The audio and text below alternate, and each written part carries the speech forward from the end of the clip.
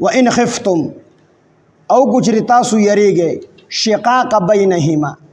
د مخالفتنا، شقاق د مخالفتنا بینهما په مابین د دې دواړو کې د ښځې او د خاوند په منځ کې چې کوم مخالفت د دین یریږي چې دا به ډېر شي،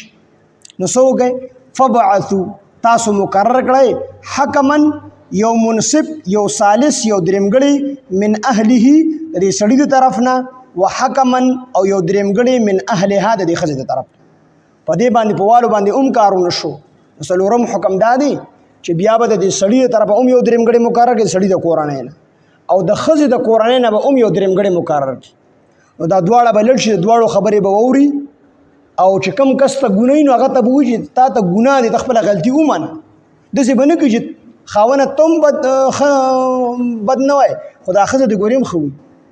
ته هم ښه وایي خو دې هم بد نه وي. داسې به نه وایي چې کوم کس ته ګناه دی هغه ته به خپل ګناه وایي چې ته په ګناه باندې، ته په غلطه باندې، لہذا ته د خپل ګناه ومنه خپل ګناه. او د انسان صفت دا دی چې دنه ګناه وشي دی خپل ګناه مني، او د شیطان صفت دا دی چې دی خپل ګناه نه مني. تر اوسه پورې ابلیس چې کوم دی سجدې نه انکار کړ دی، اوسه پورې انکار کوي، خپل ګناه او د ګناه نه ښکاري. او د انسان صفت دا دی چې دنه څه ټیم غلطي وشي دی فوراً وي الله زه ګناهګار یم ما نه غلطي شوې. نو دا ښځه او سړی دی به خپل ګناه ومني، چې ومني بس خبره به ختمه شي. کو چې دې دواړه غواړي خو دا درېمګړي دواړه غواړي اصلاح کول یوفق الله نو یو ځای والی به راولي الله بینهما په مابین د دې دواړو کې ان الله بېشک الله تعالی کان دی علیما پوها خبیر او خبردار.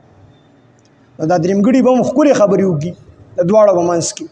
د اختلاف د زیاتولو خبرې به نه کوي، د ښځې خبرې به واوري دواړه، بیا به د خاوند خبرې واوري، بیا به کو خاوند په غلطه هغه ته به وایي ته په غلطه یې ته خپله غلطي ومنه، کو ښځه په غلطه وه ښځې ته به وایي ته په غلطه یې ته خپله غلطي ومنه. نو بس چې ښځه خپله غلطي ومنله نو بیا به خاوند د زړه نه ګونډې وباسي، او کو خاوند د غلطي وه خاوند خپله غلطي ومنله نو ښځه به د زړه نه ګونډې وباسي، اتفاق او اتحاد به راشي. الله وفرمیل ان یریدا کو چېرې دا دواړه غواړي، دې دواړه په اخلاص سره پاسېدلي د درېمګړي، نو هر سړی چې روغې له ځای نو په اخلاص سره ځي، نو کومې روغې نه چې څوک په اخلاص سره پاسي الله پاک جل شانه په دې کې خیر او برکت اچي، او دغه روغ الله پاک بیا کوي. خو زموږ خو روغ هم د پیسو دي نن سبا، نو په اخلاص سره. نو ان یریدا کو چې دواړه غواړي د درېمګړي